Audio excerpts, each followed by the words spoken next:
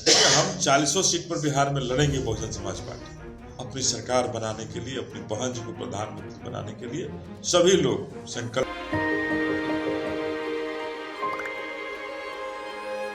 मिलके हम पंजाब को रंगला पंजाब बनाएंगे और बिजली के मामले में पंजाब को सरप्लस बनाएंगे।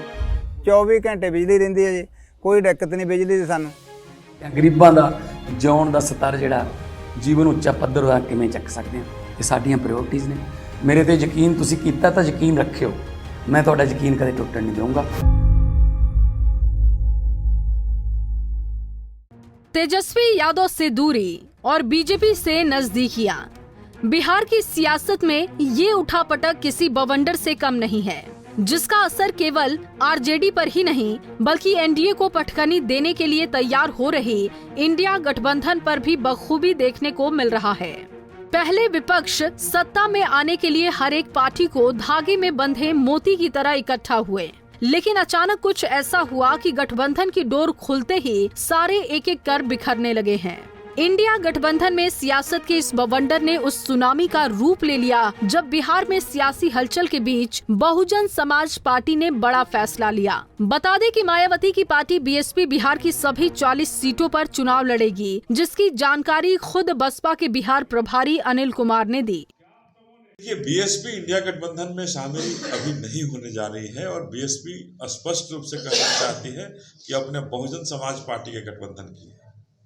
बहुजन समाज के लोगों से गठबंधन करके, बहुजन समाज के लोगों को जोड़ करके और भारत में अपनी सरकार बनाने के लिए निकल चुकी है। और जो हमारी गलतियां थी, जो हमारी कहीं संगठन में कहीं गलतियां रही हैं, उन गलतियों को सुधार करते हुए बहुजन समाज पार्टी मजबूती के साथ अपनी सरकार बनाने के लिए, अपनी बहन जी को प्रधानमंत्री बनाने के लिए सभी लोग संकल्पित हैं।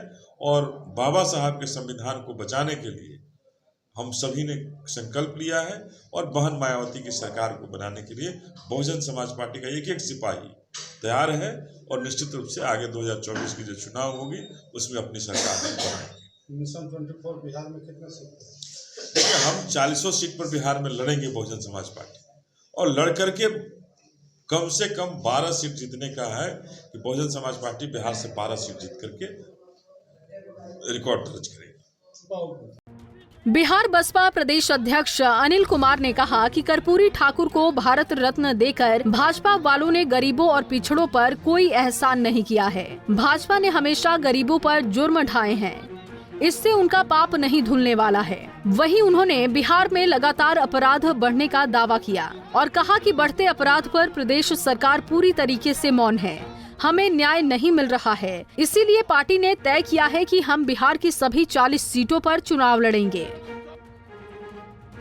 यही नहीं, उन्होंने कहा कि हम चुनाव के लिए पूरी तरीके से तैयार हैं और जीत के साथ मायावती की आवाज को बुलंद करेंगे। वहीं इस मौके पर मौजूदा सांसद रामजी गौतम ने कहा कि कर्पूरी ठाकुर जीवन भर गरीबों के लिए संघर्षरत रहे। उन्हें ये सम्मान पहले ही मिलना चाहिए था। अब इस सम्मान के असल हकदार कांशीराम हैं। गौतम ने ये भी कहा कि पार्टी बिहार की सभी 40 सीटों पर चुनाव के लिए पूरी तरीके से तैयार है। आपको बता दें कि इससे पहले बसपा सुप्रीमो मायावती ने उत्तर प्रदेश में भी सभी 80 सीटों पर चुनाव लड़ने का ऐलान कर दिया है और उन्होंने ये भी कहा कि वो किसी पार्टी से गठबंधन नहीं करेंगी, वो अकेले ही चुनाव लड़ेंगी। Bureau report, Punjab Kesari TV. हमसे जुड़े रहने के लिए हमारे YouTube चैनल को सब्सक्राइब करें और नई वीडियो की नोटिफिकेशन के लिए बेल आइकॉन को दबाएं।